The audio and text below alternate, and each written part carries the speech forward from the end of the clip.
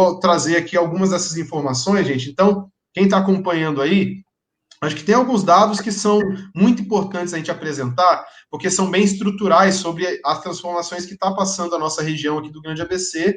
A gente é uma região industrial, né? Então, somos aqui um polo industrial o mais importante historicamente do país, né? Aquele onde se desenvolveu uma cadeia a mais complexa, né? Da indústria metalúrgica, mas que também envolve indústria de plásticos, de borracha, petroquímica, né? Temos aqui refinaria de petróleo, temos indústria petroquímica, temos montadoras, autopeças, né?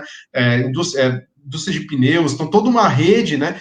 E ao mesmo tempo, como isso impactava também, né, com a quantidade de trabalhadores e trabalhadoras que eram empregados nesses setores da indústria. A indústria, a importância dela tem a ver com a capacidade dela ramificar e criar uma quantidade de empregos grande, né, numa região. Então, de 2000 para cá, né, o dado que foi divulgado essa semana ainda para os sindicatos metalúrgicos do ABC, né, a partir de um estudo feito pelo Diese, coloca que entre 2011 e 2019, somente nessa década, essa última década, a região do Grande ABC perdeu, só na indústria de transformação, 94.300 empregos. Ou seja, somente na indústria, entre 2011 e 2019, perdemos 94.300 empregos na indústria. São uma queda de 36% dos empregos na indústria na região do Grande ABC nos últimos 10 anos. Né? Um outro dado muito importante, né? O emprego na indústria no Grande ABC, ele em 2000, ele equivalia a 37% de todo o emprego na região. Hoje, ele totaliza 23,9%. Qual que é o impacto disso? A gente está falando de queda de emprego formal, né? A gente está falando de vulnerabilidade social, a gente está falando de precarização das relações de trabalho, que ainda se agravaram muito nos últimos anos com a reforma trabalhista, né? Com uma série de reformas desde do governo Temer, mas que se aprofundaram ainda mais e que agora na pandemia a situação ela ainda se torna mais grave.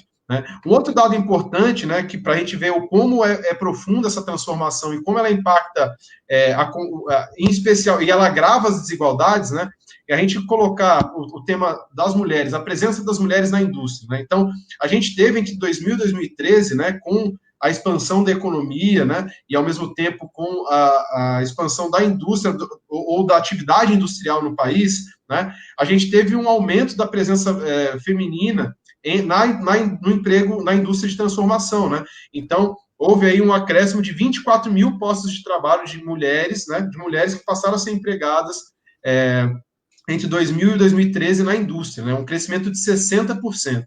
Bom, de 2013 para cá, houve uma queda de 32%, ou seja, desses 24 mil empregos que foram gerados para mulheres na indústria, 20 mil foram perdidos, ou seja, é quase como se a gente tivesse jogado fora uma década de geração de empregos e de trabalho formal. E a gente sabe que nesse momento em especial, né, da pandemia, isso tem afetado sobremaneira as mulheres, seja porque foram as primeiras que foram demitidas, né, por conta de muitas vezes ocuparem postos de trabalho que estavam mais vulneráveis à ação no comércio, serviços, né? Muitos lugares fecharam, pequenos comércios, pequenos negócios, pequenas empresas foram as mais afetadas, né?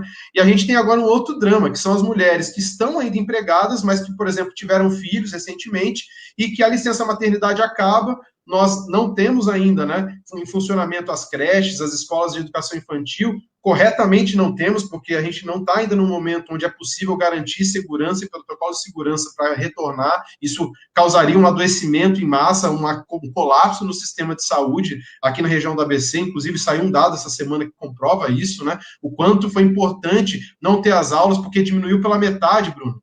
São quase 2 mil internações a menos de crianças que teve nesse período da pandemia por conta da suspensão das aulas presenciais. Então, imagina se, junto com a Covid, a gente tivesse ainda o adoecimento das crianças, né, que é comum mesmo durante o ano, né? Então, foi muito importante essas medidas. Só que com isso também, ao não se criar alternativas para que as mães que estão trabalhando possam se manter ainda em casa recebendo sua renda, muitas estão sendo demitidas, estão perdendo sua renda e afetando, assim, as famílias.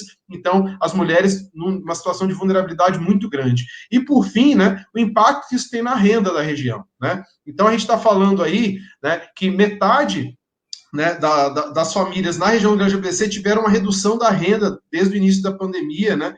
E esses dados, a gente está falando, inclusive, de dados que não são de agora, são do início da pandemia. né? Então, por exemplo, o desemprego subiu para 17% da população economicamente ativa após a pandemia, né?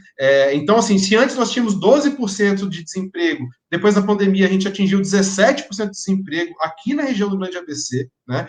E o impacto disso na renda é gigantesco.